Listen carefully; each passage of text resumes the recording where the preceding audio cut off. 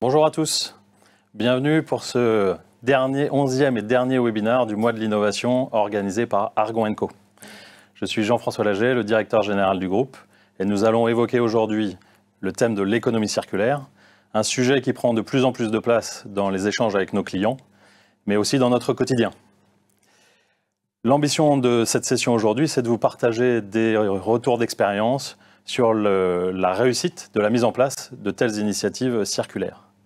Nous prendrons notamment l'exemple d'une ETI, JVD, qui a réussi à mettre en place un tel programme sans pour autant bénéficier de la force de frappe d'un grand groupe. Nous parlerons principalement des obstacles supply chain qu'il faut surmonter en apportant des réponses pragmatiques, mais parfois à contresens des projets habituels. Aujourd'hui, je suis accompagné pour évoquer ce sujet de Benjamin. Bonjour, merci. Je suis Benjamin Grise, directeur, référent sur les sujets d'économie circulaire au sein de la communauté Sustainability. Adrien. Bonjour à tous, Adrien Signolet, je suis en charge notamment de l'animation de la communauté manufacturing et de faire le lien sur ces sujets d'économie circulaire avec nos clients industriels. Et nous avons aussi Arnaud. Bonjour à tous, Arnaud Paris, directeur des opérations chez JVD, en charge de la coordination RSE.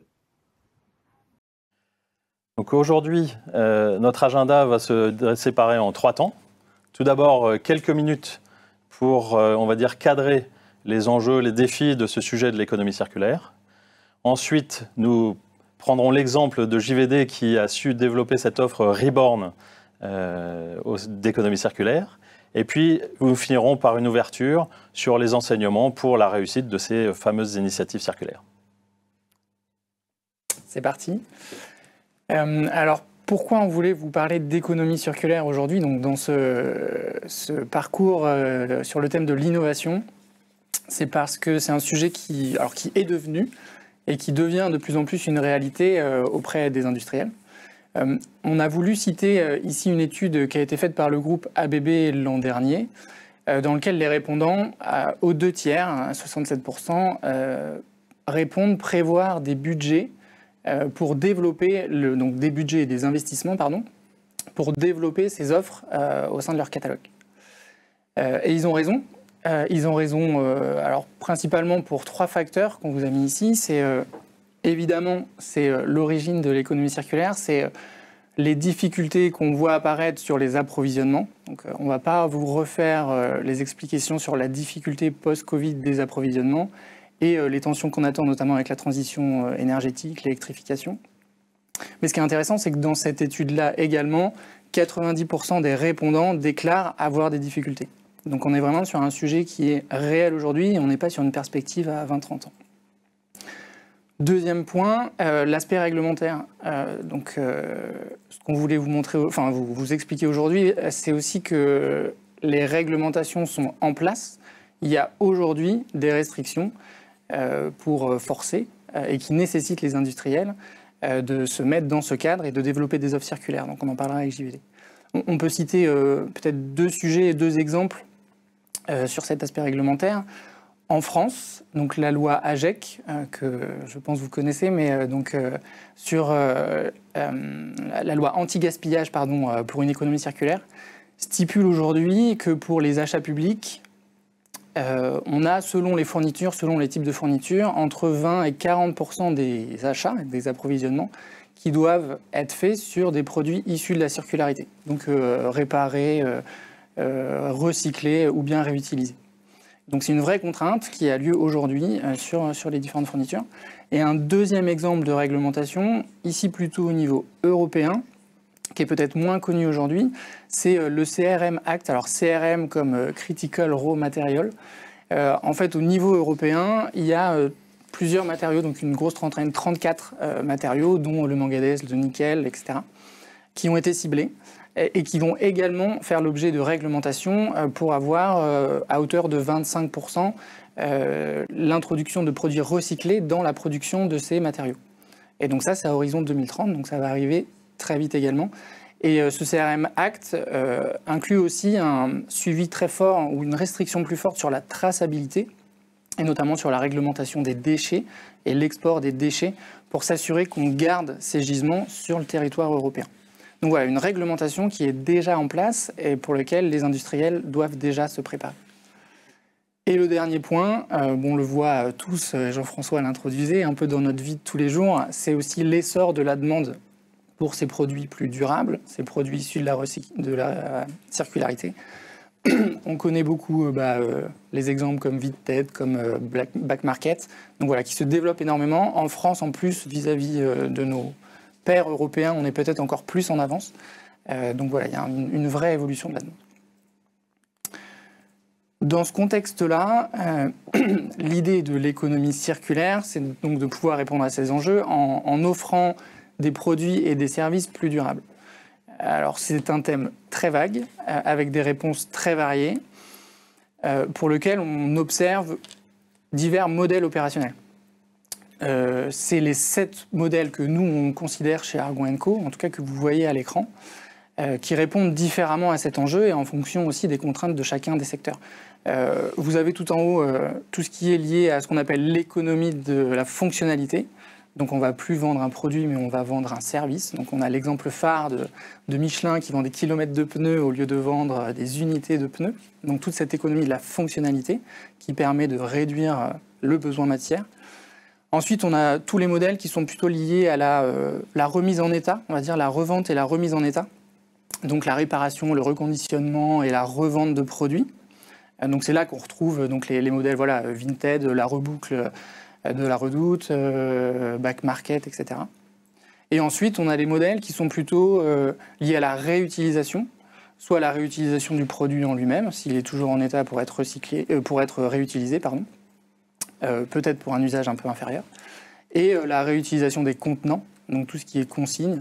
Donc il y a les exemples classiques de consignes de nos produits du quotidien, mais c'est également vrai au niveau professionnel, notamment dans la logistique. On a l'exemple aussi des palettes réutilisées, mais au-delà de ça, il y a un gros développement de l'aspect plutôt conteneur, carton, plastique, etc., pour réussir à réduire la consommation donc à une échelle industrielle. Et enfin, le modèle du recyclage qu'on connaît tous, mais qui finalement est un peu le dernier maillon de la chaîne et ce qu'on arrive à faire si on n'arrive pas à faire le reste. Aujourd'hui, on ne va pas se poser la question de quel modèle je dois lancer, quel modèle est adapté à mon activité. C'est une question complexe. Et en tant que Argon & Co, on est vraiment attaché aux opérations. Donc on va plutôt se poser les questions de quelles sont les contraintes que je vais devoir lever pour mettre en place un modèle opérationnel qui est associé à ces modèles d'affaires. Et on va regarder principalement donc, ces modèles liés à la remise en état, à la réparation et à la revente, qui sont sur la droite, parce qu'on y retrouve toutes les complexités liées à la collecte et à la distribution, liées au tri et liées à la réparation. Donc voilà pour notre périmètre du jour. Et une fois qu'on a décidé de lancer une œuvre de ce type, il faut savoir le faire et on est vraiment sur un défi très opération. On va avoir un certain nombre de défis à lever pour mettre en place l'offre. On en a cité quelques-uns ici. On va avoir d'abord un sujet sur les gisements. Par rapport à une économie classique où on va savoir prévoir, s'approvisionner en matière, modulo les complexités d'approvisionnement, ici on est vraiment sur... on va devoir récupérer des gisements de seconde main, de déchets, de produits hors service, et prévoir où ils seront, quand ils seront là, et comment on arrive à les récupérer, c'est compliqué. Donc, quand Schneider a dit je vais lancer une offre de produits reconditionnés, ils ont dû se poser les questions où est-ce que je vais trouver mes armoires électriques, comment je suis au courant qu'il y a des armoires électriques à récupérer et comment je les récupère. Donc un vrai défi sur les gisements. Un second défi plutôt sur la diversité, parce que si on schématise, en fait, on va avoir un catalogue qui va ne faire que s'étoffer, parce qu'on va vouloir réparer des produits avec les différentes générations. Donc un catalogue qui s'étoffe, qui ne fait que s'enrichir. Et donc toute la complexité derrière de pouvoir gérer toute cette diversité, gérer les pièces de rechange. Quand vous allez chez Alstom, par exemple, qui répare des cartes électroniques qui ont plus de 30 ans, il y a des composants qui valent de l'or, qui sont sous-scellés dans les magasins. Donc voilà, il y a un vrai enjeu sur l'obsolescence et la gestion des stocks sur la diversité des produits. Et enfin, l'aspect plutôt logistique. Sur la logistique, on sait que la difficulté ou ce qui coûte les plus cher, c'est plutôt le dernier kilomètre. En fait, dans des modèles de ce type-là, on va l'avoir 2 fois. On va l'avoir à la distribution, mais on va l'avoir aussi à la collecte, et sans l'effet de massification. Donc, comment on arrive à gérer ce problème-là ? Et tout ça dans un contexte, donc on va avoir des outils qui ne sont pas forcément adaptés à ces nouveaux modèles, outils industriels et outils informatiques, et avec une contrainte évidemment économique, parce qu'on souhaite offrir un produit qui est moins cher que le produit neuf, et qui assure une qualité crédible pour cette nouvelle offre. Donc voilà, c'est sûrement pas exhaustif, mais un cadre des différents défis opérationnels à relever. Et pour pouvoir y répondre, il va falloir penser un peu différemment de l'économie classique et avoir des modèles d'affaires un peu différents et des réponses innovantes. Donc je vais passer la parole à Arnaud, qui va nous faire un retour sur ce qu'ils ont pu lancer chez JVD. Tout à fait. Et avant de parler de ce retour d'expérience, je vais prendre quelques minutes pour présenter la société JVD. Donc JVD est un groupe mondial composé de 4 filiales à travers le monde. Le site principal est près de Nantes. C'est l'unique site français. Au total, on est à peu près 120 collaborateurs dans le monde. Et sur le site français, on est 60. Donc la moitié de l'effectif se concentre sur le site principal. On est une entreprise de taille intermédiaire, comme je le disais. On est ancré localement. Pour nous, c'est important, mais on s'appuie sur les bénéfices et les synergies d'un groupe. Comme la slide le présente, pour nous, c'était important d'intégrer tous les savoir-faire de l'entreprise. Et vous comprendrez pourquoi lorsque je présenterai l'offre Reborn. On conçoit les produits, on les commercialise en France et à l'export. On les produit, on les stocke et on les distribue, soit sur un modèle de vente indirect, soit sur un modèle de vente direct. Et bien sûr, on assure un service client et un service après-vente de ces produits. Ces produits, nos univers, c'est principalement l'hygiène des mains, l'hygiène de l'air et le secteur hôtelier. Dans ce qu'on appelle, nous, l'accastillage d'une chambre d'hôtel, c'est-à-dire tous les éléments que vous allez retrouver dans une chambre d'hôtel. Et depuis très peu, par l'acquisition d'une société qui s'appelle Noven, on s'est concentré sur... on a une troisième corde à notre arc avec des armoires de désinfection et de séchage, principalement pour les EPI, les équipements de protection individuelle. Le décor étant planté, il y a un peu plus de 2 ans, on est parti d'un postulat qu'on a une responsabilité environnementale en tant que producteur de produits électriques sur le marché. Et il nous a semblé important de penser au reconditionner. Que deviennent ces produits une fois qu'on les a vendus une première fois? Bien souvent, on n'avait pas la réponse.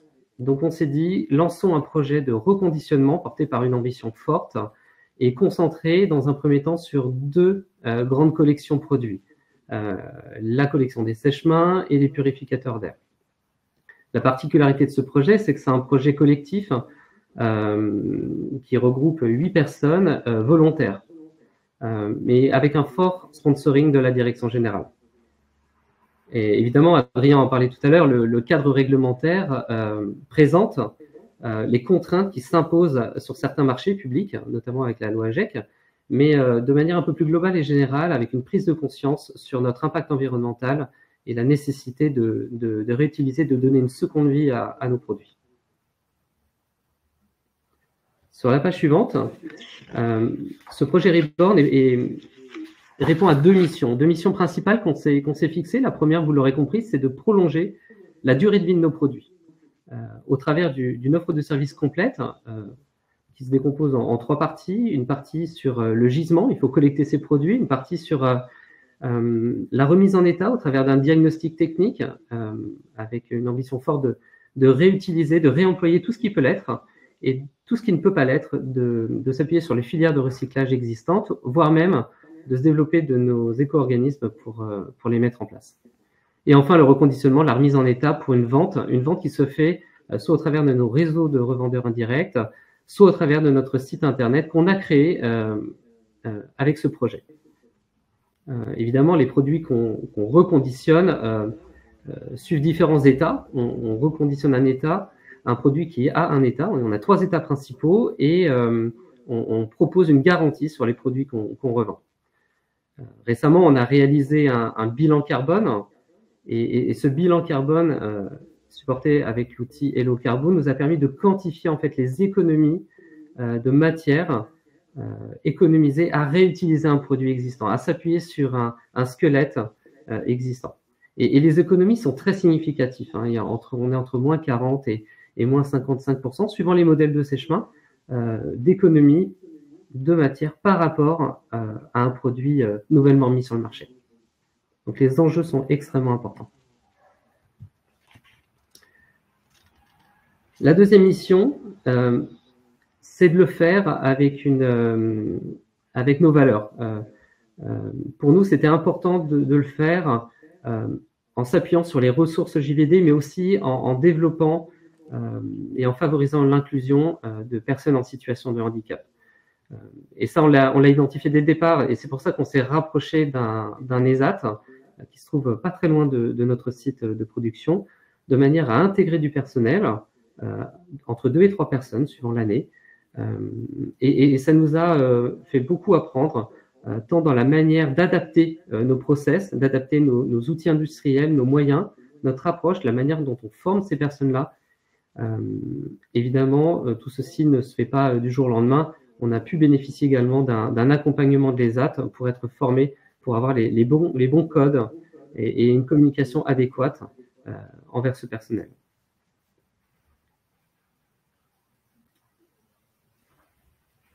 Alors, vous l'avez perçu, l'économie circulaire représente un enjeu fort pour les entreprises. Il y a des nouveaux modèles d'affaires. Les équipes opérationnelles vont être des acteurs clés dans le succès de la mise en place de ces modèles, notamment par la multiplicité et la complexité des défis opérationnels à relever. Nous allons maintenant vous illustrer concrètement quelles peuvent être des solutions pour relever ces défis, des solutions qui sont bien souvent pragmatiques, innovantes et à contre-courant des réflexes et tendances actuelles de la supply chain linéaire. On pourrait aborder plein de thèmes, mais on va plutôt se focaliser sur 4 principaux. Le premier étant le réseau, donc le transport, là où on met les ateliers, etc., dont la structuration doit être très orientée coût pour répondre aux défis de compétitivité face au neuf. Et cette bonne structuration dès le début conditionne beaucoup la compétitivité. Le deuxième thème que nous aborderons concerne finalement la capacité à maîtriser l'activité dans un contexte que vous avez vu est d'approvisionnement très impilotable, complexe et contraint surtout. Troisième thème que nous aborderons, c'est comment garder de l'efficacité dans les flux logistiques retour, dans les flux entrants, dans un contexte où, vous l'avez compris, ils sont unitaires, ils sont inconnus, très différents d'un retour à l'autre. Et il s'agit de garder en compétitivité, en efficacité, justement pour opérer efficacement le service. Et enfin, dernière thématique, c'est comment soutenir l'efficacité opérationnelle en amont de tout ça, en préparant les produits par des nouvelles méthodes, notamment de reconception. Alors, si on s'attarde maintenant sur le premier thème du réseau, il y a trois solutions très pragmatiques que l'on souhaite vous mettre en lumière. La première concerne les délais, qu'il convient de rallonger. Alors, quand on dit ça, on est conscient que ça peut aller à l'encontre de tendances assez fortes d'accélérer, de gagner en agilité, voilà, pour répondre notamment à des ambitions de service, de raccourcissement des stocks, etc. Là, ici, la forte orientation coût amène à vouloir rallonger tous les délais, notamment de transport, pour pouvoir choisir des moyens de transport moins chers, aussi plus vertueux d'un point de vue carbone, de les massifier, de massifier aussi les unités de production, créant des files d'attente, et aussi de limiter les stocks de pièces de rechange, en ayant le temps, autant que possible, d'approvisionner à la demande plutôt que de stocker en anticipation. Et on voit d'ailleurs un certain nombre de produits ont des temps de réparation, des délais annoncés de réparation de plusieurs semaines. Bien sûr, il faut le faire en allant chercher, en ayant le maximum, la tolérance maximale tolérée par les clients et les utilisateurs. Il ne s'agit pas non plus de décourager les clients ni de saturer les points de collecte. Tout à fait. Chez JVD, les mises en stock suivent des campagnes de reconditionnement et et la fréquence de ces campagnes dépend énormément de la volumétrie des produits collectés et de l'état de ces produits collectés. Après 2 ans, on ne peut pas garantir une disponibilité. Le deuxième thème concerne l'exploitation des moyens existants. Bien souvent, on observe dans les supply chains au sens large que des capacités sont sous-utilisées. Des flux retours, des ateliers un peu vides, des équipes sous-utilisées. C'est une vraie opportunité d'investir à moindre frais dans ces modèles circulaires, puisque le coût marginal de mobilisation de ces ressources est très faible. Et un exemple emblématique qu'on voit dans l'économie française, c'est l'exploitation par Renault de son usine de Flins, qui ne produisait plus de véhicules neufs, au bénéfice d'une activité de reconditionnement.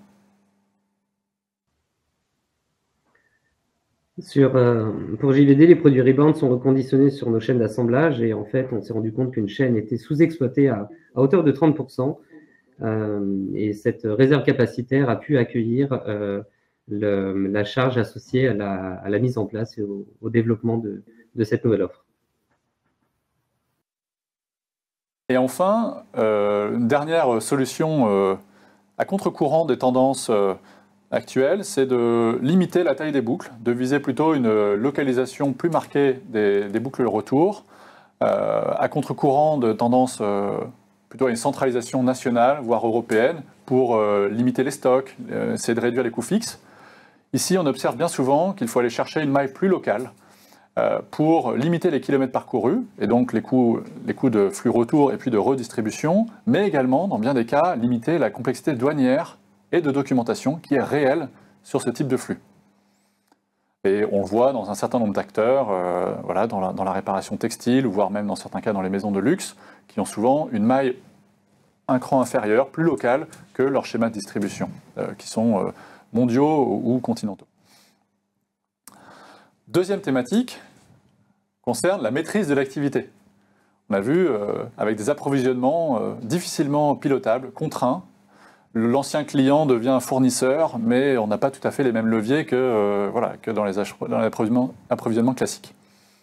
Alors la première recette, c'est de restreindre l'offre, d'oser restreindre l'offre. Alors à l'époque actuelle où il y a Amazon qui a 1 million de références, voire encore plus, l'explosion des catalogues, voire même dans certains cas la capacité à vendre des produits qui ne sont pas encore fabriqués, voilà, de promettre sur des stocks projetés. On a conscience que c'est à contre-courant, mais c'est important dans l'économie circulaire pour sécuriser l'expérience client, dans un contexte où les approvisionnements sont très peu sous contrôle. Sécuriser, mais aussi ne pas créer de déception d'un point de vue client. C'est pour ça qu'on a, chez JVD, souhaité restreindre en fait, l'offre à 2 produits phares, cœur de gamme, avec une ambition d'élargir dans un futur proche. Alors, à plus long terme, dès le début d'une initiative circulaire, il s'agit de comprendre le cycle de vie des produits, qu'est-ce qui va casser, quel module, quand, avec quel type de client, pour comprendre le gisement éventuel, et donc de pouvoir mener à la fois identifier quand est-ce qu'il pourra être éligible à des retours, mais aussi quelles actions à mettre en place. Et ça, on est convaincu qu'il faut le mener très rapidement dans la démarche, compte tenu des cycles de vie qui sont longs. On parle de produits qui vont potentiellement s'user ou être en fin de vie au bout de plusieurs années. Donc la compréhension fine de ces produits-là est importante. Et bien souvent, dans le cas de distribution indirecte, les industriels ne connaissent pas bien l'utilisation de leurs produits. Ils ont quelques informations via les SAV, via des garanties, mais c'est souvent parcellaire. Et la compréhension complète de ces cycles de vie est importante pour demain piloter le gisement et en tout cas le solliciter. Et dernier point, quand on parle de gisement, nous sommes convaincus, et on voit de nombreuses reprises, qu'il faut amorcer la pompe, finalement en décontraignant les approvisionnements, en investissant volontairement auprès de ces nouveaux fournisseurs, les anciens clients, pour leur donner envie, les mobiliser pour redonner leurs produits. Alors on dit, il y a plusieurs dimensions à ça, plusieurs solutions. La première déjà, c'est de comprendre qui ils sont et dans le cas de distribution indirecte, on voit que c'est un défi, de se faire connaître, de promouvoir l'offre, de valoriser l'offre d'un point de vue aussi environnemental, voire dans certains cas via des crédits carbone, de rendre l'offre facile, faire tomber les barrières aux habitudes, voilà, en ayant aussi des processus qui soient très faciles pour les émetteurs. Et puis enfin, et dans le dernier cas, avec un vrai point d'intention sur la rentabilité économique, c'est de rétribuer, de rémunérer l'ancien client, l'utilisateur, pour son produit, soit économiquement en le rachetant, soit des bons d'achat ou des avoirs. Mais un vrai point d'intention sur l'impact sur la rentabilité. Un exemple emblématique, c'est le marché de l'occasion automobile, que je pense tout le monde connaît, où très clairement les constructeurs rachètent les produits, les véhicules usagés pour alimenter le marché de l'occasion, voire même des acteurs dédiés ont mené des campagnes de communication agressives pour racheter les véhicules, se faire connaître, racheter les véhicules, avec aussi des offres de services tout à fait intéressantes. Oui, pour amorcer cette pompe, le développement d'une offre de produits reconditionnés, on sent bien que la collecte, le travail du gisement est un point essentiel, et on voit bien qu'il faut explorer tous les canaux. En tout cas, c'est ce qu'on a fait chez JVD. On a exploré tous les canaux de vente, nos réseaux de distributeurs, nos réseaux hôteliers, le secteur du CHR, le café, hôtel, restaurant, et encore bien d'autres. Et on sent bien qu'il faut inciter au travers du buyback, un peu comme le fait Black Market. Il faut inciter pour augmenter cette volumétrie de collecte. L'amorçage de la pompe est un facteur clé. Et en ce sens, c'est pour nous assez innovant par rapport à bien nombre de projets que l'on peut voir ou des nouvelles initiatives commerciales qui ont tendance, dans le modèle linéaire classique, plutôt à se focaliser sur le client. Là, on sent que souvent il y a des clients présents, mais il manque, en tout cas, la contrainte de la ressource domine par rapport à la contrainte des clients. Troisième thématique que l'on souhaitait partager avec vous concerne l'efficacité, plutôt dans l'exécution des flux logistiques, des flux entrants, que l'on a vu sont unitaires, très erratiques. Chaque produit est différent en qualité, en type de produit également. Alors la première solution très pragmatique et innovante, souvent par les moyens digitaux qu'elle mobilise, est de bien identifier, contrôler les produits, contrôler au sens de la qualité, avant même que le produit parte, pour faciliter, pour donner la capacité aux opérations ensuite en aval, de se préparer par les pièces, par la planification de la charge, et donc de gagner en efficience. Voire, dans certains cas, d'éviter un flux retour qui s'avérerait sans valeur si le produit finalement n'est pas dans le catalogue et est beaucoup trop dégradé. Et on le voit au quotidien, par exemple, sur Back Market, qui était évoqué précédemment. Back Market va par exemple faire un formulaire pour essayer de comprendre quel est le produit électronique à ramener, de poser quelques questions pour qualifier l'état de ce produit-là, voire même de donner une valeur de rachat estimative aux clients, enfin, ou plutôt aux fournisseurs, et donc de qualifier finement le flux retour. Deuxième recette concerne plutôt l'organisation humaine des équipes qui doit privilégier grandement la polyvalence.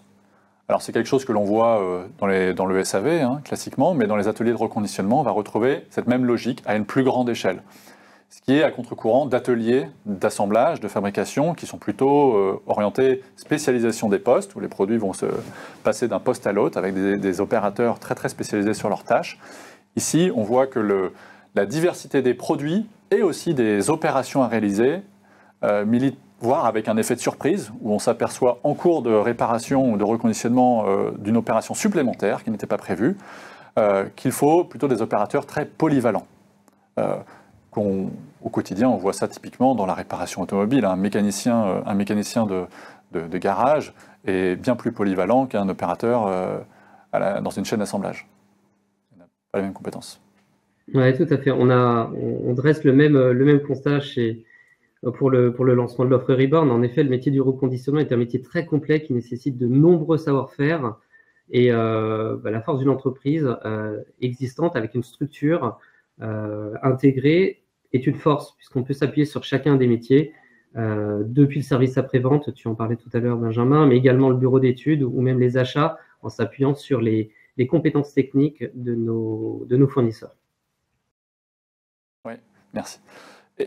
Et enfin, sur cette thématique de l'efficience, un dernier levier intéressant est de s'appuyer, d'explorer et de s'appuyer sur des bons partenaires qui ont des volumes, de l'expérience, et de ne pas s'enfermer dans le secret, l'hubris de vouloir tout faire tout seul sur un projet pilote. Au contraire, nous sommes convaincus que dans les premières phases d'un projet de circularité, il faut savoir s'entourer des bons partenaires, soit on va dire commerciaux, mais aussi d'opérations.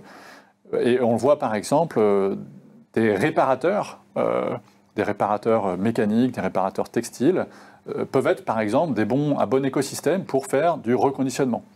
Des logisticiens également sont à explorer pour leur capacité à saturer des flux retours, mais aussi à opérer certaines opérations de reconditionnement, tant on voit qu'ils ont de l'expérience bien souvent dans des opérations d'emballage en fin de flux logistique. Et ces savoir-faire sont souvent assez peu éloignés de certaines opérations, au moins d'une partie des opérations de reconditionnement à développer. Oui, l'identification des partenaires est clé. Et s'appuyer sur un réseau de partenaires, des canaux de vente précisément existants, est une aide précieuse. Et trouver des synergies et des stratégies gagnantes à tout point de vue, c'est également clé. On voit bien qu'au-delà de l'intention, il faut vérifier derrière concrètement le modèle économique, que derrière il y a une réalité économique qui permette à chacun de s'y retrouver. Tout à fait. Et enfin, la dernière thématique, alors qui est moins portée par les opérations, mais qui mobilise fortement quand même les équipes opérationnelles, c'est comment les acteurs, notamment plutôt du développement produit, peuvent faciliter l'équation opérationnelle en préparant les produits à la circularité. C'est un sujet qui doit être abordé très tôt dans la démarche, compte tenu des cycles de vie qui peuvent être très longs des produits. Donc il faut l'anticiper. Et pour ça, la meilleure manière, c'est plutôt de l'influence, de la sensibilisation, des guidelines sur des notions de modularité des produits, de simplicité, d'éviter des gestes d'assemblage ou de réparation très chronophages, de développer plutôt des pièces communes qui vont grandement contribuer à la compétitivité de la réparation ou du reconditionnement ultérieurement. Et bien souvent, ce que l'on constate, c'est que ces démarches-là, cette sensibilisation-là, ne se fait pas au détriment des coûts de revient neufs. Mais bien au contraire, dans un certain nombre de cas, ça concourt également à la compétitivité neuve. Je pense qu'on va difficilement trouver une entreprise qui voit un désavantage à avoir des pièces communes au sein de sa gamme. Peut-être oui, d'un point de vue artistique, ça peut effectivement nuire, mais en tout cas d'un point de vue coût de revient, très certainement pas. Et on voit notamment dans le textile, c'est un vrai défi, et de nombreuses marques poussant la réparation textile militent pour ces démarches-là et sensibiliser les équipes produits.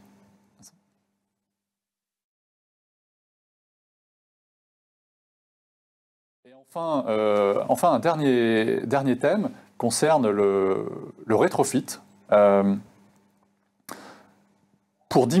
levier fort de compétitivité consiste à oser mettre à jour les produits aux dernières normes, avec les derniers composants possibles, ce qui a plusieurs vertus. La première, c'est d'offrir des produits qui seraient plus performants, mais aussi de simplifier la gestion des pièces de rechange, voire aussi des opérations, en évitant des stocks fin de vie qui, je pense que vous le savez, sont extrêmement coûteux en BFR et complexes et un casse-tête récurrent pour les équipes approvisionnement.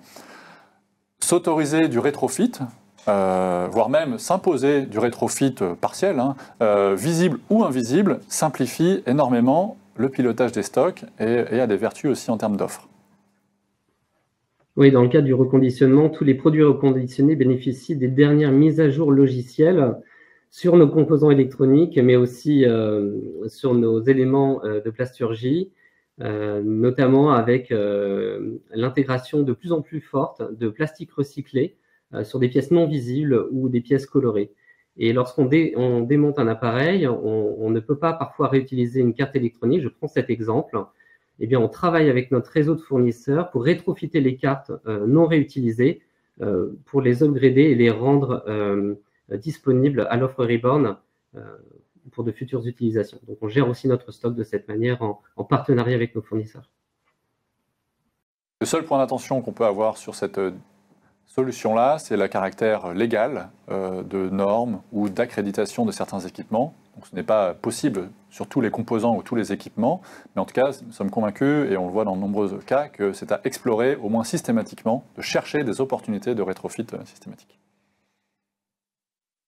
Merci Benjamin, merci Arnaud. Dernière page pour conclure cette présentation. L'idée étant de prendre un peu un pas de recul sur voilà, les grands enseignements. Il faut bien se garder sur ces sujets d'économie circulaire, de faire des vérités générales, parce que vraiment chaque cas est très spécifique. Mais tout de même, on observe donc avec JVD et puis avec d'autres clients un certain nombre de points clés qui sont un mix de facteurs entre guillemets classiques de projets de transformation, mais aussi de sujets innovants liés à l'économie circulaire. Et on distingue vraiment deux phases. Une première phase qui est de l'ordre du lancement et de la validation du modèle, et ensuite la mise à l'échelle. Et donc sur cette phase de lancement et de validation du modèle, donc, on a vu, voilà, il faut démarrer petit. Le premier point, c'est maîtriser le risque, et donc démarrer petit sur un périmètre de produit, sur un périmètre géographique, etc., pour bien se faire la main et maîtriser le risque. Le deuxième point, c'est peut-être là qu'on y voit le plus d'innovation, c'est briser un peu les codes par rapport à des offres classiques. Et donc, Benjamin et Arnaud nous ont donné des exemples, mais on est sur une offre qui a une valeur nouvelle. Donc, les clients sont aussi prêts à des contreparties différentes. Donc, voilà, Schneider, comme JVD, ne vend que des produits reconditionnés sur ce qu'il a en stock pour assurer la qualité et le service. Arnaud ne l'a pas mentionné, mais côté JVD, les clients, enfin les détenteurs de produits à reconditionner vont les déposer dans des points relais. Donc c'est eux qui font l'effort aujourd'hui. L'offre est améliorée, mais aujourd'hui c'est eux qui font l'effort. Ils le font parce qu'ils voient un attrait et une valeur dans cette offre. Donc il ne faut pas hésiter à aller, entre guillemets, bousculer et demander un peu plus que ce qu'on peut avoir sur une industrie classique. Et on en a parlé, bien s'entourer de partenaires pour décomplexifier le sujet. C'est déjà suffisamment complexe à lancer, donc bien s'appuyer sur des partenaires pour décomplexifier. Et évidemment, comme dans tout projet de transformation, démontrer le projet, démontrer les résultats, et donc ça passe par des résultats chiffrés, comme le présentait Arnaud. Donc ça a besoin d'innover pour lancer, et ensuite il y a le passage à l'échelle. Et on retrouve, comme dans tout programme de transformation, la nécessité d'avoir un bon embarquement et un bon sponsorship, parce que on le voit chez JVD, c'est à la fois un sujet d'offres et de contraintes réglementaires, c'est une volonté du groupe aussi d'un point de vue responsabilité personnelle et d'intégration, qu'on est vraiment sur un projet de transformation groupe, donc c'est nécessaire, notamment parce que derrière on va passer sur une phase d'investissement plus important. Et c'est là aussi qu'on a le sujet, en deuxième point, de professionnalisation. Arnaud l'a dit, aujourd'hui, donc à Nantes, sur le site de réparation, sur le site de production et réparation, il y a beaucoup de porosité, et on s'appuie sur cette flexibilité pour pouvoir produire les produits reconditionnés. Quand on arrive à un volume suffisamment important, c'est là qu'on va se poser la question de professionnalisation. Si on reprend l'exemple de Schneider, ils ont démarré un peu pareil, et aujourd'hui, ils ont 2 sites en France, de réparation, de reconditionnement dédiés à ça. Donc c'est là qu'on arrive sur une phase de professionnalisation, une fois qu'on a bien démontré et qu'on a profité des synergies pour démontrer le modèle. Et ensuite, tout ça, évidemment, ça doit continuer à se faire pas à pas, notamment pour suivre la maturité du marché. Alors c'est quand même un marché qui est encore en évolution, donc souvent, il y a les pas à pas pour suivre cette progression. Et on en a aussi parlé, bien s'appuyer sur l'écosystème. Il y a beaucoup de valeur dans les réseaux. Alors, écosystème professionnel, écosystème aussi avec des instituts publics, parapublics, pour créer le lien, identifier et générer les innovations, et vraiment s'appuyer sur ces réseaux. également aussi sur ces réseaux pour communiquer et faire connaître l'offre. C'est là aussi qu'on a un gros enjeu. C'est on n'est plus sur une relation directe B2B, mais on va toucher un niveau, 2 niveaux plus bas. Donc il y a un vrai enjeu de sensibilisation et de faire connaître l'offre. Et ça, il faut s'appuyer sur les réseaux pour le faire. Voilà un peu les grands enseignements qu'on voulait partager. Et peut-être le dernier message, c'est que oui, c'est complexe, mais l'idée est de démarrer petit, de se faire la main. On sait que de toute façon, les contraintes et l'évolution font que ça va arriver, ça va être une nécessité. Et ce que montre JVD, c'est que ça permet aussi d'apprendre et être prêt pour le moment où le marché sera mûr et avoir le coup d'avance, notamment sur la compétition, pour être prêt et puis démarrer vite lorsque ce sera le cas. Arnaud, tu veux dire un dernier mot peut-être pour conclure sur cette phase de présentation ? Oui, exactement. On voit bien dans les 2 grands messages de cette page de conclusion que c'est possible, c'est accessible. Ça doit être porté par une volonté forte, un sponsoring de la direction, on en a parlé, et c'est important de valider le business model pour en maîtriser les risques. Et on sent bien que être avant-gardiste, ne pas attendre que la concurrence le fasse à notre place, il faut le faire. Il faut le faire parce qu'on tire de nombreux enseignements, parce qu'on profite également de ces enrichissements à lancer cette expérimentation qui n'en est pas une pour Rebound puisque on a pu valider le modèle de coût.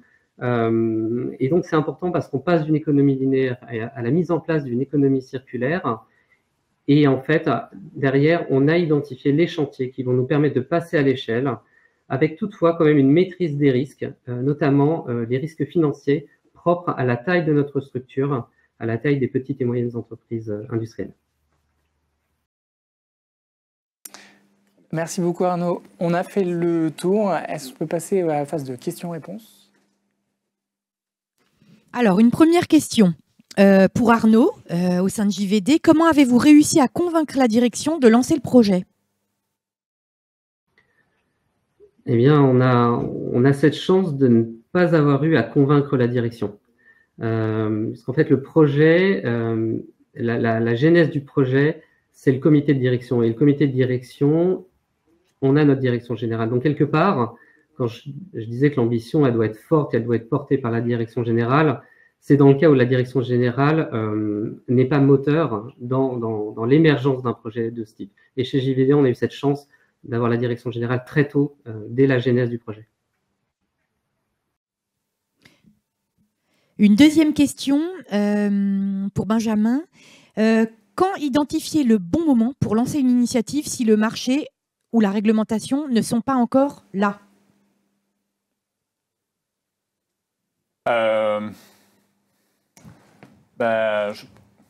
On arrive, la bonne connaissance de la réglementation donne quand même des jalons de transition du marché.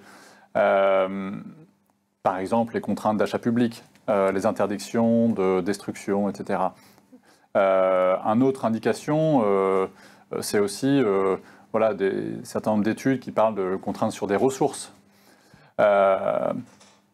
Mais je pense que la bonne manière de voir ça quand même, c'est de ne pas trop, dans l'absolu, c'est quand même de ne pas trop tarder à explorer ces modèles-là et d'avoir des capacités de circularité qui soient au chaud et être capable de passer à l'échelle, sauf si bien sûr la conviction est forte que la circularité aura lieu dans 30 ans. Mais beaucoup de marchés quand même ont des perspectives de développement fort de circularité dans la décennie en cours. Et on voit que des pilotes ne se font pas en deux mois. Donc, j'y répondrai plutôt en disant ne tardez pas à explorer des modèles circulaires, quitte à explorer un modèle, par exemple de la réparation, puis ensuite à l'enrichir avec du reconditionnement plus tard. Mais ne tardez pas à explorer pour vous donner la capacité de réagir vite dans un monde qui est quand même assez aléatoire. Une question pour Jean-François. À qui doit revenir la gouvernance pour une telle initiative ? Alors on l'a vu, effectivement, ces sujets couvrent l'ensemble de la chaîne des opérations. Donc on pourrait se dire, oui, c'est forcément un patron des opérations. En fait, ça va bien au-delà. Vous l'avez vu qu'au-delà de l'optimisation et de l'efficacité opérationnelle, on va couvrir des problématiques d'offres, des problématiques commerciales, des problématiques même marketing, de communication pour faire connaître ces sujets. Donc on est forcément sur un niveau de responsabilité de direction générale. Et ça montre aussi que ces sujets d'économie circulaire, au-delà de, bien sûr, on peut avoir, comme chez JVD, cette logique de mission, entre guillemets, sociétale, mais il faut qu'à un moment donné, ça se réconcilie avec des objectifs économiques et une démonstration, on va dire, d'efficacité et d'impact positif sur un PNL d'une entreprise. Une question pour Benjamin. Comment identifier le bon modèle à lancer pour mon activité? Oui, alors c'est une question qui est très ardue et qui est en amont de ce qu'on a pu voir précédemment. C'est une question à laquelle les directions des opérations doivent être intimement, elles doivent être impliquées. Parce que bien souvent, ce sont des critères opérationnels, ce ne sont pas les seuls, mais en tout cas les critères opérationnels sont importants dans la décision du bon modèle. Je vais vous illustrer le cas. Je suis un fabricant de machines à laver, je peux me poser la question de la location de machines à laver, location courte durée. Je pense très vite, vous pouvez vous dire, une machine à laver, c'est hyper lourd, on s'en sert quand même fréquemment. C'est prend pas le bon candidat et en fait pour des considérations physiques et derrière aussi opérationnelles que déplacer une machine à laver ça va être très coûteux, ça va être très compliqué. Au-delà même de considérations commerciales. Donc voilà. Donc je pense que cette analyse-là, elle est à faire bien sûr au cas par cas, mais en tout cas, ce qu'on peut vous dire, c'est elle doit impliquer fortement les directions opérationnelles. Tant on a vu que les défis opérationnels sont nombreux et des fois, on l'observe fréquemment, tous les produits ne sont pas éligibles à tous les modèles. Et bien souvent, c'est pour des raisons opérationnelles. Et peut-être, juste pour compléter, dans la recherche du bon modèle, on est peut-être sur une démarche un peu différente sur l'étude d'opportunité. Parce que ça fait lien avec le sujet réglementation. On va devoir un peu faire le mapping de quels sont nos clients, là où sont nos gisements de produits, etc. Mais après, en termes d'opportunités commerciales, il faut faire le lien très fort avec la réglementation et la projection dans le temps. Donc quand on va se dire... ça, c'est une bonne opportunité. C'est peut-être pas les mêmes critères pour une opportunité au sens circulaire, ou en tout cas avec une projection plus longue, que pour le lancement d'un nouveau produit de façon classique. Vous n'avez pas parlé de traçabilité. Comment fait-on? Oui, on l'avait évoqué dans les défis au départ. Sur la partie traçabilité, c'est un vrai sujet. Et, honnêtement, tous les clients avec qui on discute ont des difficultés. Ce qu'il faut savoir, c'est que... Alors pourquoi ils ont des difficultés? C'est parce qu'il y a la traçabilité réglementaire, mais après aussi, il y a une multiplication des nombres de références. Quand on a un téléphone neuf, on va avoir aussi un téléphone HS et un téléphone reconditionné avec peut-être plusieurs niveaux d'état. Donc on multiplie le nombre de codes articles à gérer. Et du coup, on doit savoir aussi quelle est l'origine et remonter le flux. Souvent, ça se fait de façon incrémentale, en allant pas à pas, en essayant de décomplexifier et puis de faire morceau par morceau. Sinon, il faut savoir aussi qu'il y a des solutions sur le marché assez simples qui existent, justement qui sont dédiées à cette traçabilité et cette complexité un peu plus forte. Et si on veut aller vite sur un pilote, c'est aussi une solution d'avoir ça peut-être en parallèle. Ça permet d'aller vite, de tester et de prévoir sur un temps un peu plus long les évolutions informatiques que nécessite la traçabilité ou la complexité, la diversité des références. En complément de ce que tu dis, Adrien, sur la partie traçabilité, dans le cas du reconditionné, souvent on s'appuie sur les serial numbers, les numéros de série des produits qui reviennent. Et du coup, on peut embarquer via un nouveau numéro de série d'un produit reconditionné l'historique du produit collecté. On a une dernière question qui concerne les coûts. Au-delà des coûts, quels sont les impacts sur les stocks ou le BFR et comment les maîtrise-t-on? Pour Benjamin. Ouais, c'est effectivement un vrai défi opérationnel qu'on n'a pas abordé, mais qui mériterait, je pense, encore une heure. On le voit en particulier dans le reconditionnement. le BFR est très sollicité. On rachète les produits, on les garde un certain temps en stock, on va leur apporter de la valeur, on va mobiliser des pièces, et puis ensuite on va les revendre. Donc on retrouve toute l'équation de BFR traditionnelle, avec malheureusement, comme on a évoqué, on est obligé de faire rallonger les délais, donc qui plus est plus longue. Et là-dessus, c'est un vrai point d'intention pour les équipes de piloter le BFR. Alors sur les pièces de rechange, par exemple, ça va être de travailler des pièces communes pour limiter l'explosion. On l'a évoqué, le rétrofit également pousser, inciter au rétrofit vise à limiter l'explosion des stocks fin de vie, voilà, quand on est obligé de réparer ou reconditionner des équipements qui seraient hors production neuve. Ne pas acheter également ne pas acheter les produits, ou acheter plutôt les produits, s'approvisionner les produits de manière le moins chère possible, a également un impact positif sur le BFR, puisque bien sûr le sous-jacent est à coût nul. On ne fait que lui apporter la valeur, donc ça également c'est bénéfique. C'est un vrai point d'attention pour les équipes et un vrai défi. Dernier élément à avoir en tête, c'est pour revenir sur la notion de sponsorship du comité de direction et du DG, il est clair que ces modèles circulaires peuvent induire des nouveaux arbitrages en termes de mobilisation de BFR pour une entreprise et donc doivent être prises au plus haut niveau, cette nouvelle équation économique coût BFR à mobiliser. Et donc le consensus et la modélisation économique et l'accord de tous, du directeur financier, du DG, du directeur des opérations, est importante pour valider le bon arbitrage BFR.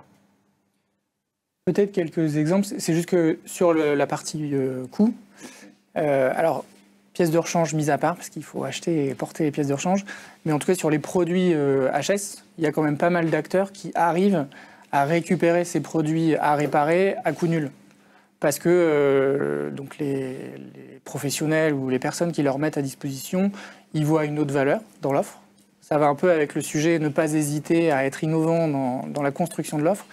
Il y a quand même plusieurs exemples d'industriels qui arrivent à récupérer ces produits HS à coût nul, et c'est une composante nécessaire pour l'équilibre du business case et la rentabilité de l'offre. C'est bon. Je crois que nous n'avons plus de questions, donc il me reste en fait à vous remercier d'avoir participé avec nous à ce mois de l'innovation. Je tenais à remercier tout particulièrement l'ensemble des intervenants qui nous ont aidés à animer ces séances autour de ces 11 webinaires. J'espère qu'on vous a apporté un éclairage et des éclairages intéressants sur le futur des opérations.